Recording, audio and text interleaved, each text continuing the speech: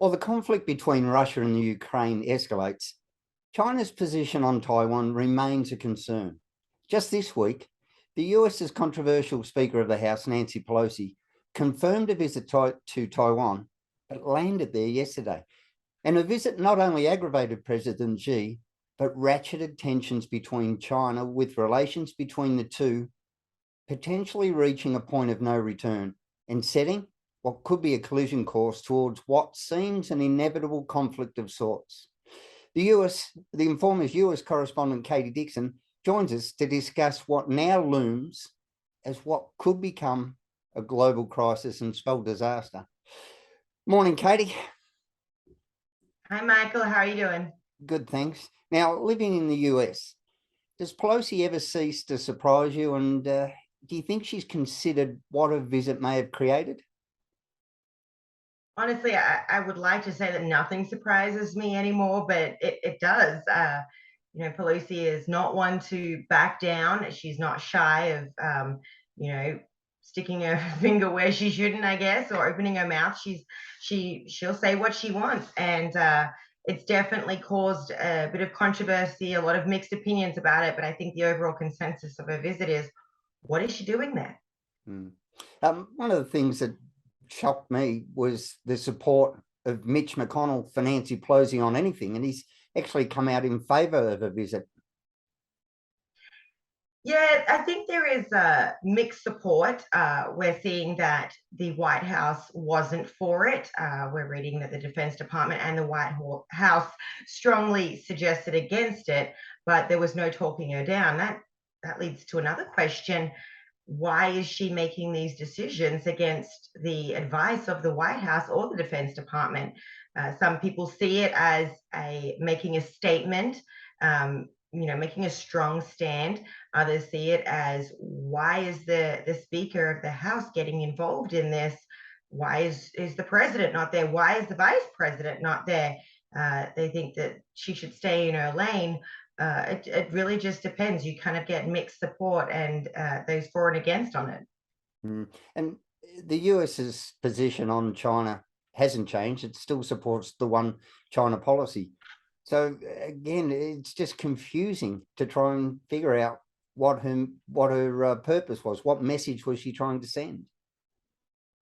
Yeah, look, she's been very vocal about supporting the democracy for a very long time. She did tweet earlier this week, a few days ago, that she's doing this Asia tour to strengthen those relationships with these countries. We didn't expect her to make that stop, but she has. And there's so many mixed opinions when it comes to this. Like I said, some people see it as a stand. Some people see it as the US saying, we're not going to be bullied by anyone. China does not tell us what we can and can't do. Others have theories that this is distracting us from what really might be going on, that this is all a part of a political plan. There are theories that this is a distraction from her husband right now, who's, in hot water over trade dealing and things like that.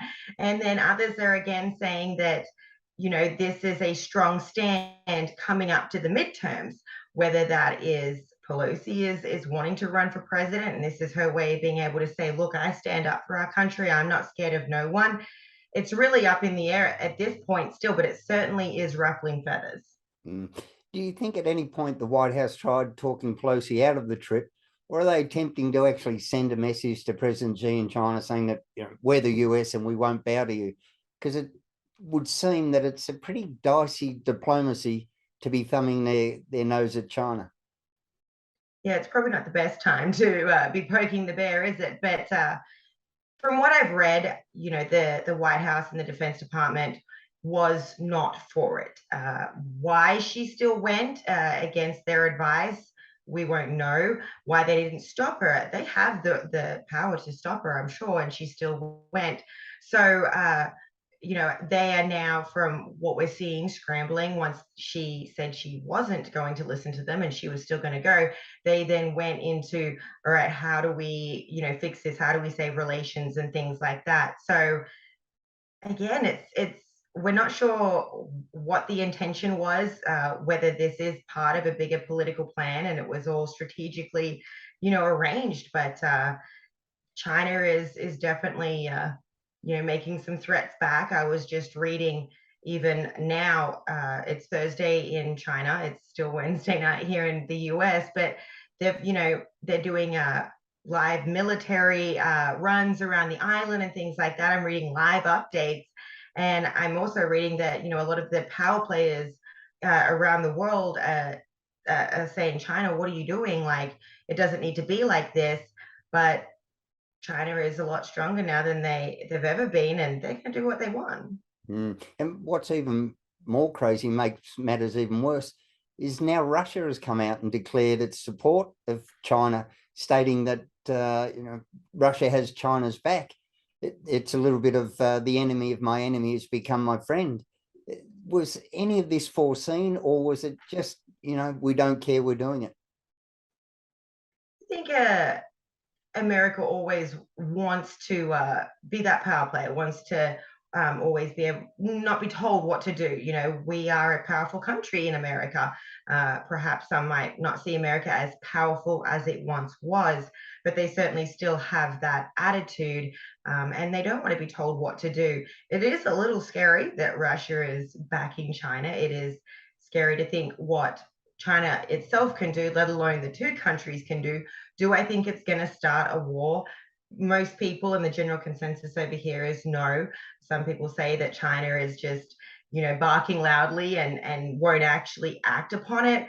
And a lot of people are actually saying that this isn't going to hurt the US in a war, or starting a war. It's actually going to hurt Taiwan even more, because they're going to go after them, not us. And so we've now hurt them even more.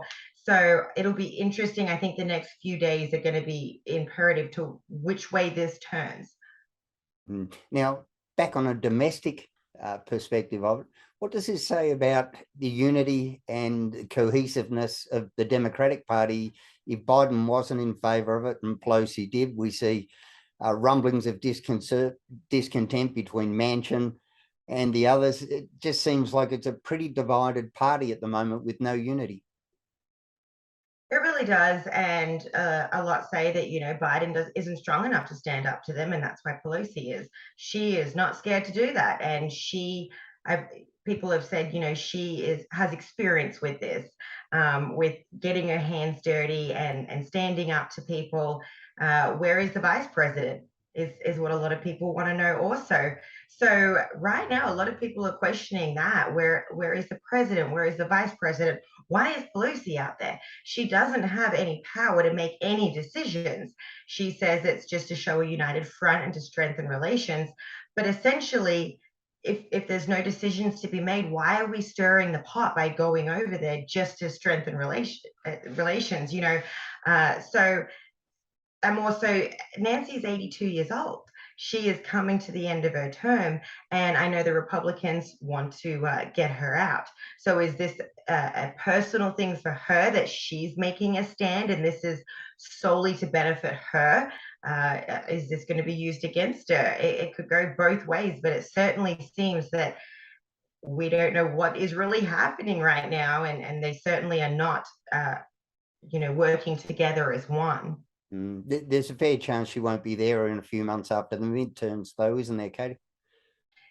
Yeah, and look, 82 years old. I think drinking a margarita on a beach next year might be a better option.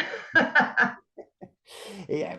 All right. Well, Katie Dixon, US correspondent all the way from Texas. Thanks again. Thanks, Michael.